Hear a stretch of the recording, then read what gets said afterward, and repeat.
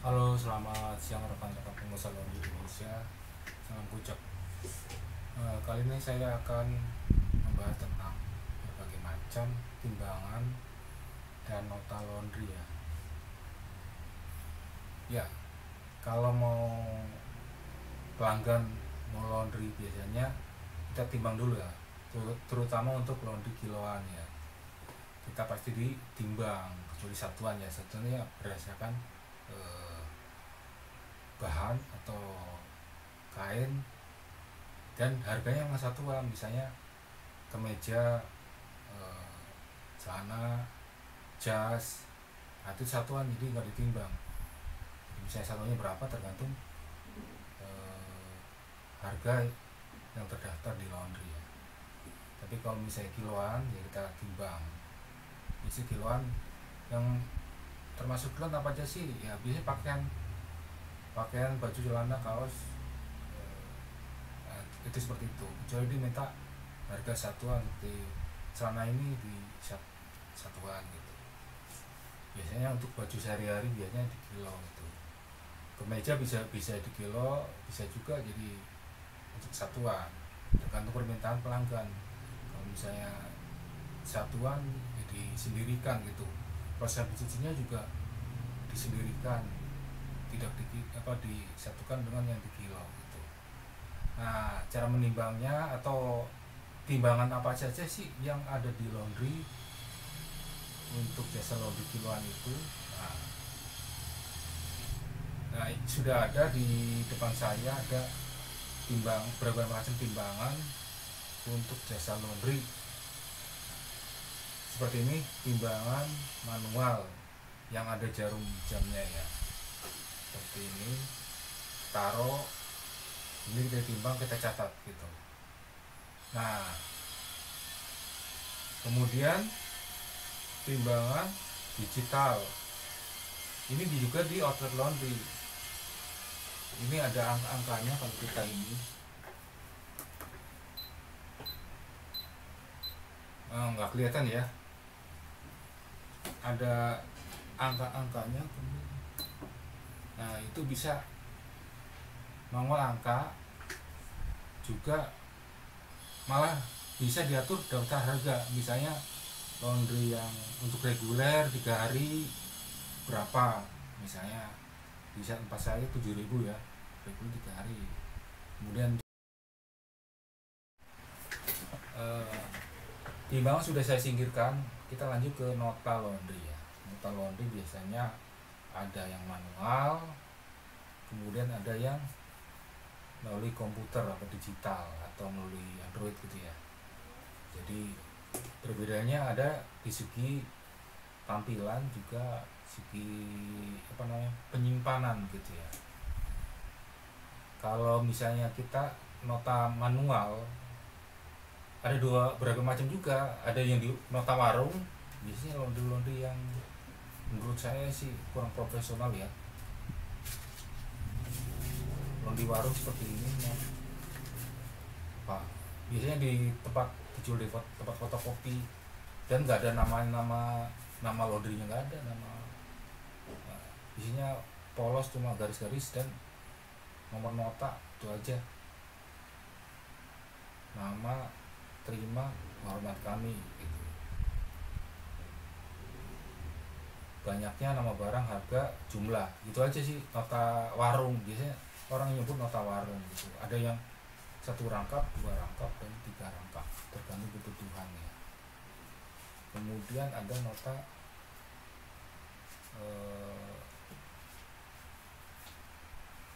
manual juga, tapi di print ya, di print seperti itu. Ada nama laundry kitanya, nomor telepon, kemudian ada peraturannya juga. Kalau misalnya tentang tata cara komplain gitu, ada ditulis di sini juga.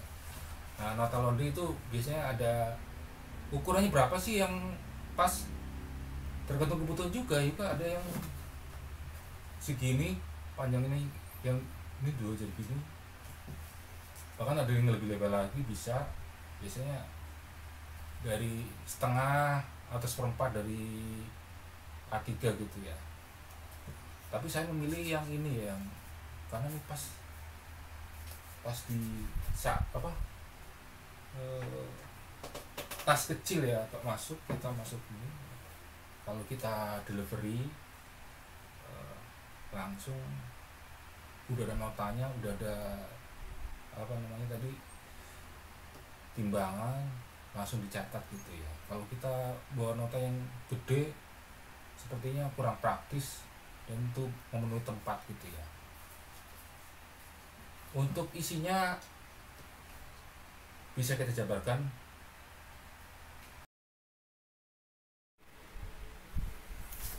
Ya, untuk nota laundry itu yang ini nota warung ya. Kemudian ini nota yang print itu ya, sudah ada namanya.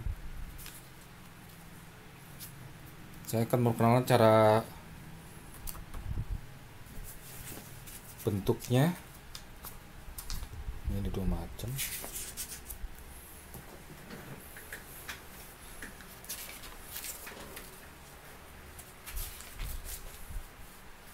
Kalau nota laundry ada yang 2 rangkap, 1 rangkap, ada yang 3 rangkap.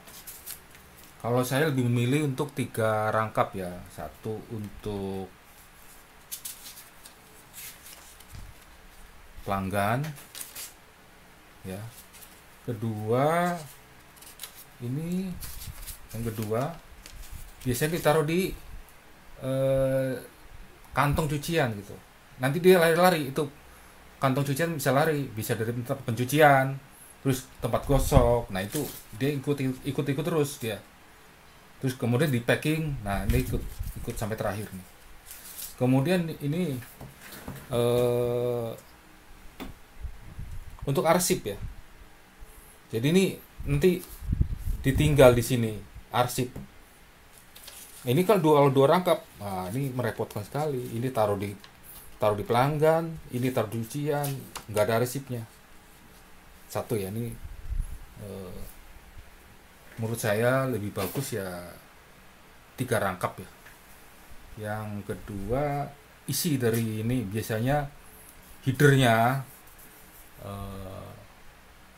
ada kop gini, logonya, entah logo, kemudian nih seperti ini ya, terus alamat dari nota apa dari nama laundry kita, entah media sosial, website, kemudian nomor telepon, terus bawahnya lagi itu ya untuk konten ya, itu daftar isinya, nama pelanggan, alamat, nomor telepon, tanggal masuk, tanggal selesai. Nah itu biasanya seperti itu dicantumkan. Kemudian yang untuk bagian yang ini ya, kalau saya lebih suka yang ini seperti ini, karena kita tulis manual sendiri gitu. Untuk daftar harga atau list dari barang, kita bisa tulis manual.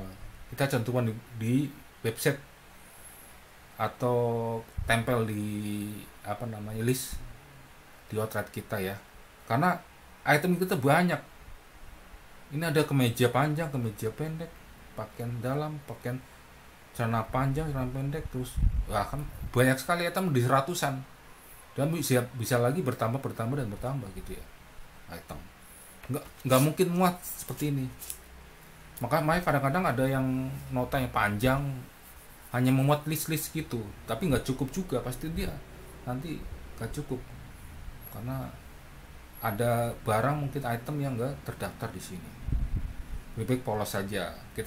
Kita tulis misalnya ada celana panjang, atau kemudian untuk menulis hal-hal keterangan bisa kita lebih enak di sini ya. Kemudian menyatukan berat dan jumlah. Nah, terus rupiahnya berapa, seperti itu ya. Kemudian tentu memperhatikan ketentuannya. Ketentuan di nota ini ada beberapa ketentuan tentang standar operasional prosedur ya. Misalnya barang hilang, barang tertukar, atau segala komplain itu bisa dilihat di sini, dicantumkan tata caranya. Nah, seyoknya pelanggan sudah tahu, dia terus menandatangani nota ini tidak ada kolom tanda tangan ya. Nah, tanda tangan pelanggan harus dicantumkan juga. Kemudian terakhir itu nomerator ya. Di sini nggak ada nomerator. Nomerator itu nomor yang dicantumkan di nota. Nah, seperti ini nomerator itu beda-beda setiap sisi apa? Bukan sisi apa namanya? Setiap notanya beda gitu. Jadi nanti buat untuk memudahkan pembukuan gitu dan meminimalkan pelanggaran terhadap karyawan laundry yang akan berbuat curang gitu. Karena kalau ini salah bisa disobek, ganti nota, atau buat ya banyak lah sisi negatifnya. Kalau misalnya ada nomerator disobek atau diganti akan berbuat curang, ketahuan ini nomor ini kemana nih, nomor ini kok nggak ada. Nah, bisa ditelusuri gitu. Ya sementara ini kemudian yang masalah nota komputer ya, nota komputer biasanya ya berbentuk komputer. Oke, lanjut. Next, lanjut. Tadi sudah membahas tentang nota manual seperti ini. Gimana kalau misalnya nota komputer ya, di sebelah kiri saya ada komputer, biasanya disambungkan dengan alat ini, baik melalui kabel atau melalui Bluetooth, atau bisa melalui HP Android. Nah, seperti itu. Bisa melalui aplikasi, ada yang gratisan juga, ada yang berbayar. Nah, kita input data, misalnya nama pelanggan. Biasanya kalau sudah ada datanya, kita tinggal input nama pelanggannya, sudah nongol, nanti nomor alamatnya, nomor telepon, ya. Nah, nanti muncul dicetak di sini. Cetaknya print seperti ini Pak.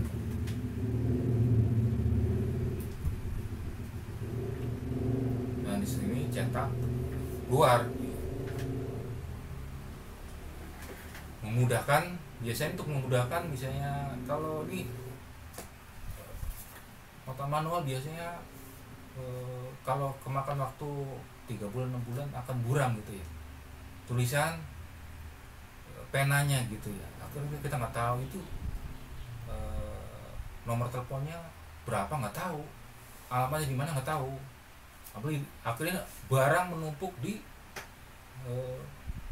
outlet kita dan nggak tahu ini di mana alamatnya, siapa pelanggan, nama pelanggannya, kita nggak tahu alamatnya. Kita mau danterin gimana, itu barang belum dibayar atau gimana. Nah, akhirnya barang menumpuk menjadi banyak, kita bingung. Nah, dengan ada komputer biasanya kita langsung tahu, oh ini nomor pelanggannya, karena data itu disimpan di situ, nomor telepon, nomor alamatnya mungkin gitu ya, bisa dicari gitu ya. Kalau bisa di sini ini memudahkan data pelanggan gitu. Kemudian di sini mungkin bisa menaikkan